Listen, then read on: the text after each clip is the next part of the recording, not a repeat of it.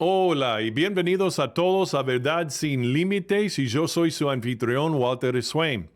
Y ahora, la semana pasada aquí en los Estados Unidos salió en las noticias que la última mujer acusada junto con docenas de otras y condenada en el año 1693 por ser una bruja durante los famosos juicios por brujería de Salem en la colonia de aquel entonces, Massachusetts, ha sido exonerada 329 años después de su condena.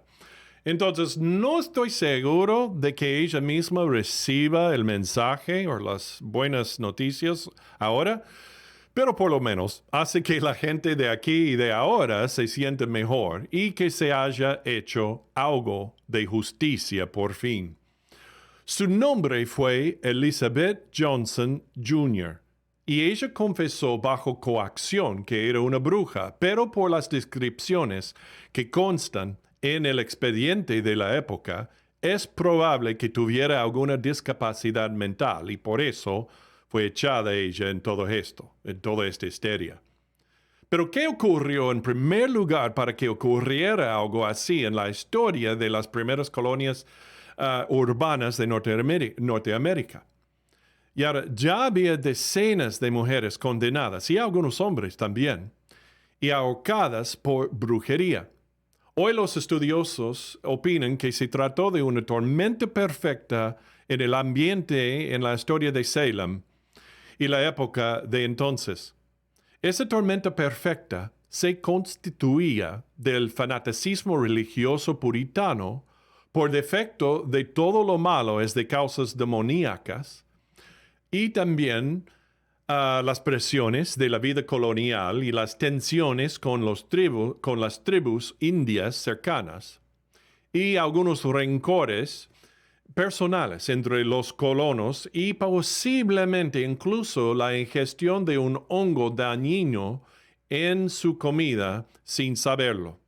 Entonces, todo esto se mezcló para ayudar a crear el ambiente para la histeria de los aldeanos que terminó con 20 acosados, la mayoría mujeres, de lanzar hechizos y así acabar con sus vidas, la mayoría por ahorcamiento, y 13 de ellos más murieron en prisión esperando su condena y destino.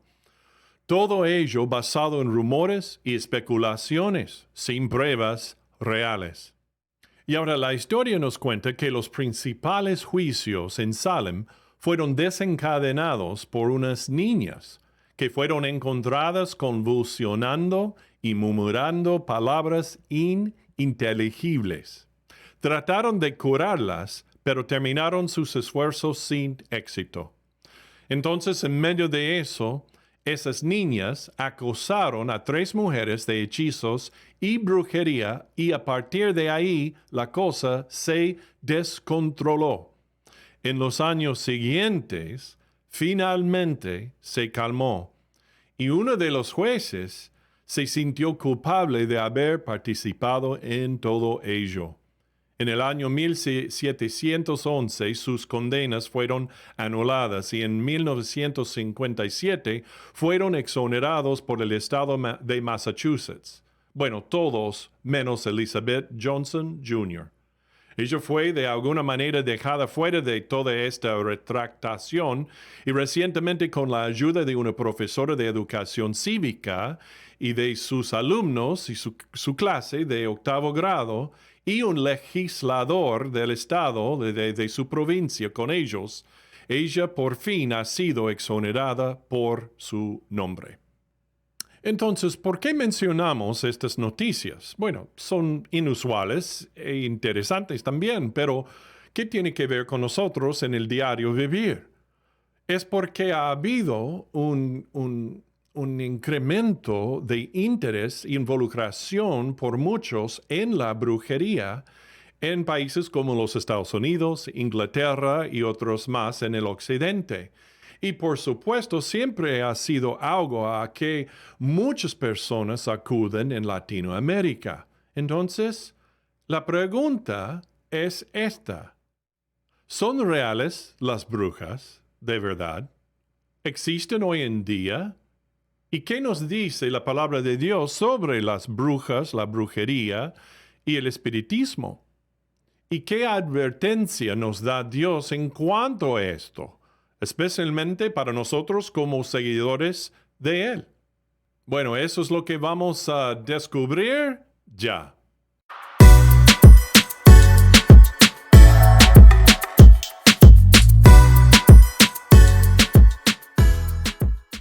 Y ahora voy a tomar una interrupción sin vergüenza, ¿ok? Y te quiero decir gracias otra vez por ser parte de Verdad Sin Límites. Y entonces para estar al día y difundir lo que dice la palabra de Dios sobre cómo responder y vivirlos en medio de los eventos y problemas de hoy en día, te invito a hacer clic en like, suscribirte, seguir el podcast y también compartirlo con todos los demás. Muy bien, ahora vamos a la interesante pregunta de hoy. Y ahora, mi esposa y yo hemos tenido contacto un par de veces por lo menos con la brujería y espiritismo. Cuando vivíamos por varios años en Argentina, tuvimos encuentros con los que iban a los curanderos, como los llaman ahí, y los brujos también. Y aquí en los Estados Unidos, una vez mi esposa salió de su trabajo con una compañera de trabajo y la señora se acercó a su auto y hubo un círculo de polvo blanco en el suelo que rodeaba su auto. Y fue evidencia de una maldición de una bruja sobre ella por le haber terminado su empleo ahí en esa semana. Bueno, le pegó un susto, por supuesto, y nunca había visto algo así en todos sus años trabajando ahí.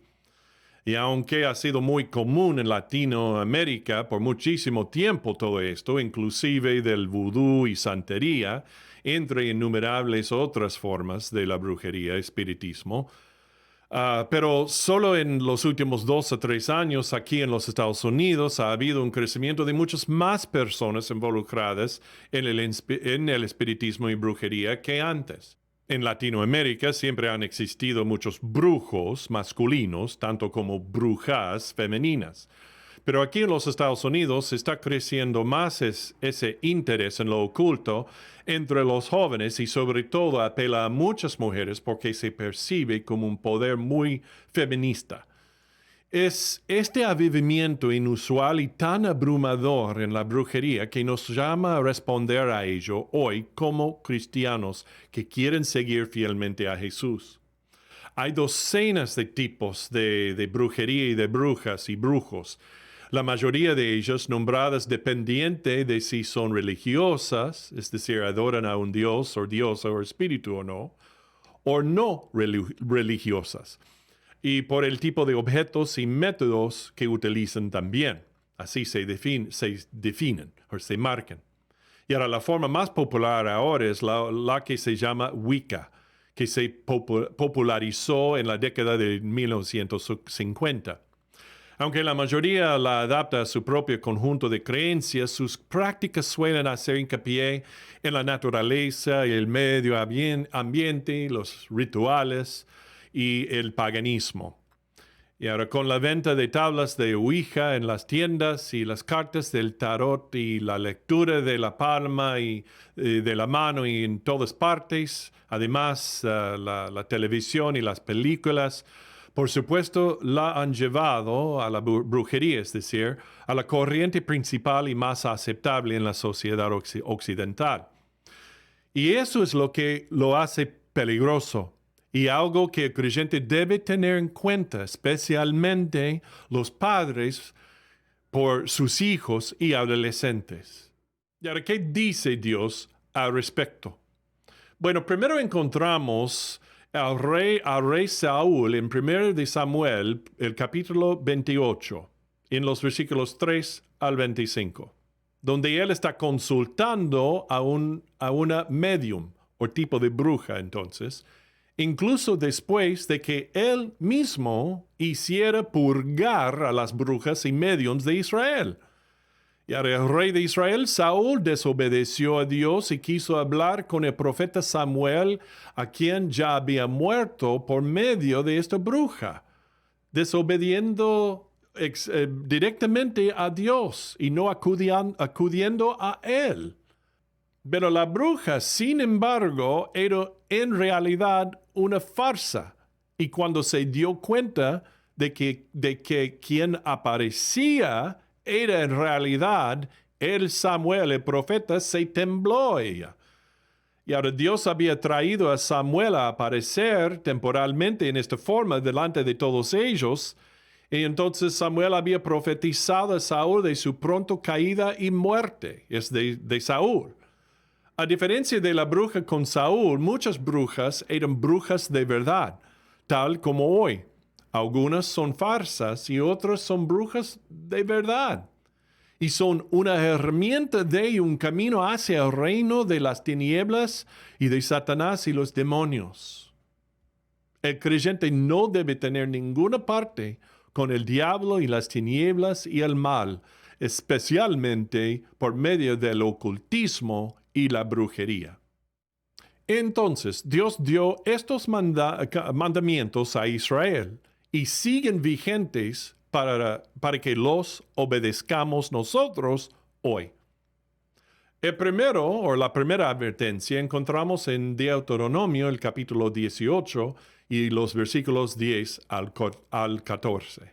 No sea hallado en ti quien haga pasar a su hijo o a su hija por el fuego, ni quien practique adivinación, ni agorero, ni sortílego, ni hechicero, ni encantador, ni adivino, ni mago, ni quien consulte a los muertos, porque es abominación para con Jehová cualquiera que hace estas cosas. Y por estas abominaciones Jehová tu Dios echa estas naciones de delante de ti. Perfecto serás delante de Jehová tu Dios. Porque estas naciones que vas a heredar a agoreros y a adivinos oyen, pero a ti no te ha permitido esto Jehová tu Dios. También Dios advierte que no debamos involucrarnos en el espiritismo y la brujería por el Espíritu de Dios que mora en nosotros. Por lo tanto, no debemos morar en y con los de la oscuridad, de las tinieblas, cuando tenemos a Dios, el Dios de las luces. El diablo y Dios no pueden habitar en la misma persona. Él nos dice en Isaías el capítulo 8 y los versículos 19 al 20. Y si os dijeran, preguntad a los encantadores y a los adivinos que susurren hablando, respondieron, ¿no consultará el pueblo a su Dios? ¿Consultará a los muertos por los vivos? A la ley y al testimonio. Si no dijeren conforme a esto, es porque no les ha amanecido. Entonces es bastante claro lo que dice Dios, que la brujería, las prácticas ocultas o ocultistas, el espiritismo pagano, todas son formas de idolatría y parte también, dice el apóstol Pablo, de una vida y corazón pecaminoso y deseos pecaminosos. En Gálatas, el capítulo 5 y los versículos 19 al 21, Dios nos dice esto.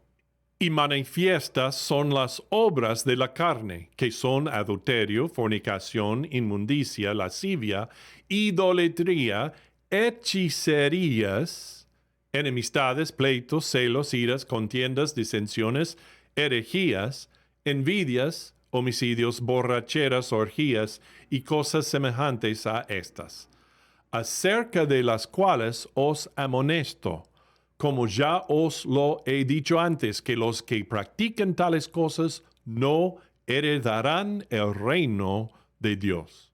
Y ahora, por lo tanto, Dios no deja de hablar esto directamente con sus mandamientos. El creyente en Jesús, en Dios, no debe tener ninguna parte con la brujería, las sesiones de espiritismo, los rituales inducidos por las drogas o el espiritismo en sí y más. También debemos tener cuidado de estudiar e investigar las últimas modas y tendencias que hay en la sociedad. Y ahora algunas de ellas aparecerán como formas inofensivas y sencillas de conocerse mejor o de funcionar mejor uno en su vida. Y un gran ejemplo de esto es el enneagrama.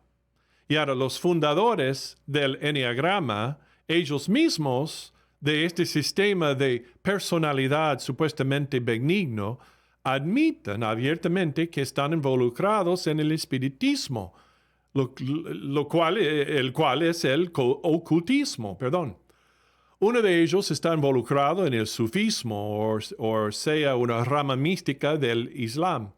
Y el otro fundador de esto se ha involucrado mucho en el misticismo indio con los guías espirituales o guías de espíritus. Sin embargo, muchos creyentes han acudido a él sin ningún tipo de restricción o conciencia en contra.